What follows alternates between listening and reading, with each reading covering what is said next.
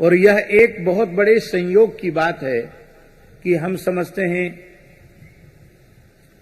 कि पूरी स्मृति तो हमको नहीं है, लेकिन शायद 30-35 वर्ष के बाद ऐसा संयोग आया होगा कि जो षटतिला और मकर संक्रांति दोनों एक ही तिथि पर पड़ रही है।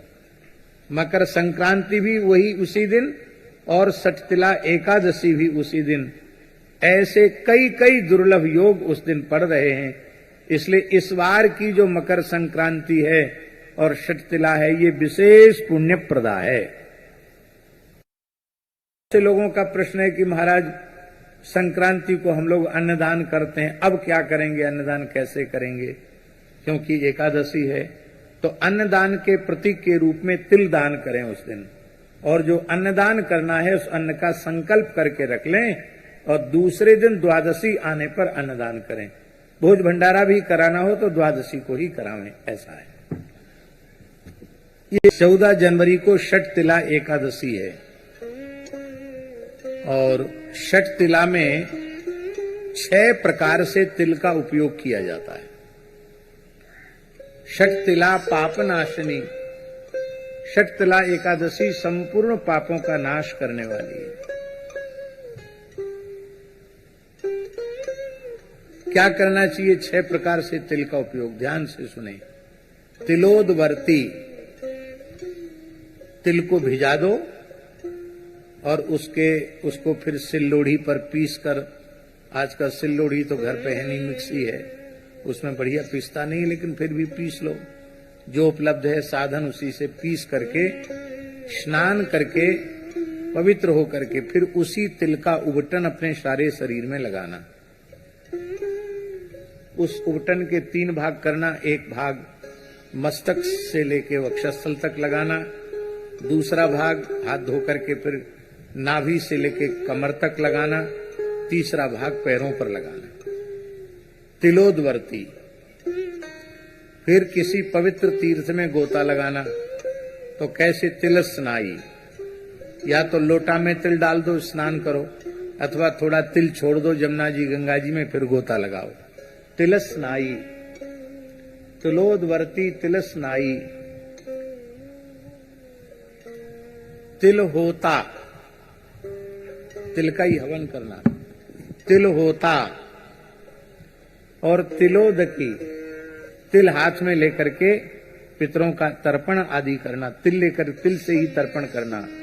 देवर्षि पितृ तर्पण तिल से ही करना। यद्यपि तर्पण में तिल की अनिवार्यता है, लेकिन षटतिला को विशेष रूप में। तो तिलोदवर्ती, तिल स्नाई, तिल होता, तिलोदकी, तिल भुक, तिल का ही भोजन करना, तिल खाना। यद्यपि तिल सप्त धान्य में आते हैं, लेकिन चूंकि एकादशी का नाम ही षटतिला है, इसलिए उस दिन व्रत में तिल ग्राह्य है। अन्य एकादशियों पर तिल ग्राह्य नहीं है व्रत में, किंतु केवल षटतिला एकादशी पर तिल खाया जाना चाहिए। तिल भुक, तिल भोजन करना। और तिल दाता च, कम से कम 1 सवा सेर तिल, और उसको दक्षिणा सहित सामर्थ्य हो तो उसमें स्वर्ण रख करके तब किसी पवित्र ब्राह्मण को दान करना। इस प्रकार से तिल दाता और तिल भुक, तिल दाता च, षटतिला पापनाशनी, ये 6 प्रकार से तिल का उपयोग करने से संपूर्ण जीवन के पाप नष्ट हो जाते हैं। भगवान यज्ञवाराह के पसीने से तिल की उत्पत्ति हुई है, इसलिए तिल को बहुत पवित्र माना गया। जब सूर्य मकर राशि में प्रवेश करते हैं और 1 मास तक मकर राशि में रहते हैं, प्रतिदिन तिल का उबटन लगाकर स्नान करना चाहिए। इतने से ही वह वैकुंठ का अधिकारी हो जाता है, इतना पवित्र होता है तिल। ऐसा भी पुराणों में लिखा है, कोई अत्यंत निर्धन व्यक्ति वो तिल भी न जुटा सकता हो तो क्या करे, बोले जब तक सूर्य मकर राशि में है तिल तिल कहकर स्नान कर ले तो भी वो मुक्त हो जाएगा। इतना तिल का महात्म्य है। तिल का दान महादान कहा जाता है। और यह एक बहुत बड़े संयोग की बात है कि हम समझते हैं कि पूरी स्मृति तो हमको नहीं है, लेकिन शायद 30-35 वर्ष के बाद ऐसा संयोग आया होगा कि जो सटतिला और मकर संक्रांति दोनों एक ही तिथि पर पड़ रही है। मकर संक्रांति भी वही उसी दिन और सटतिला एकादशी भी उसी दिन। ऐसे कई कई दुर्लभ योग उस दिन पड़ रहे हैं। इसलिए इस बार की जो मकर संक्रांति है और सटतिला है, ये विशेष पुण्यप्रदा है। ऐसे लोगों का प्रश्न है कि महाराज संक्रांति को हम लोग अन्नदान करते हैं, अब क्या करेंगे, अन्नदान कैसे करेंगे, क्योंकि एकादशी है। तो अन्नदान के प्रतीक के रूप में तिल दान करें उस दिन, और जो अन्नदान करना है उस अन्न का संकल्प करके रख लें और दूसरे दिन द्वादशी आने पर अन्नदान करें। भोज भंडारा भी कराना हो तो द्वादशी को ही करावें, ऐसा है। ये सटतिला संपूर्ण पापों का नाश करने वाली है और संक्रांति तो अक्षय पुण्य को देने वाली होती ही है। 14 जनवरी को मध्याह्न में लगभग 3:13 से एकादशी का और मकर संक्रांति का पुण्य काल आरंभ होगा, जो सूर्यास्त होने तक चलेगा। तो वैसे संक्रांति में भी विशेष रूप में मकर संक्रांति के अवसर पर समुद्र स्नान की बड़ी महिमा है। संभव हो तो तापी सिंधु संगम में, और उतना संभव ना हो तो केवल समुद्र स्नान करना बहुत ही पुण्यप्रद है, ऐसा समझना चाहिए।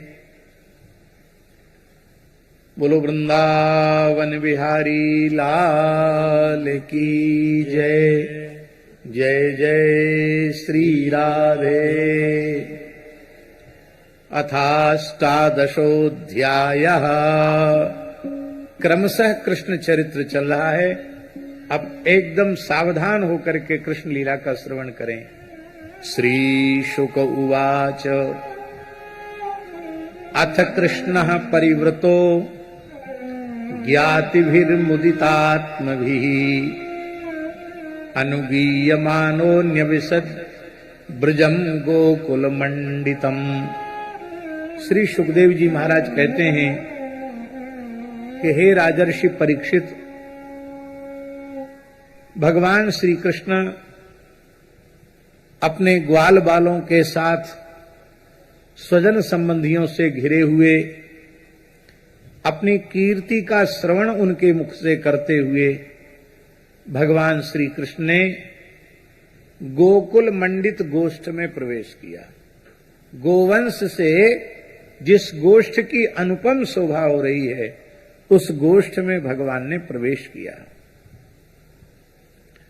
ये जो काली दमन की जो लीला है, ये भगवान की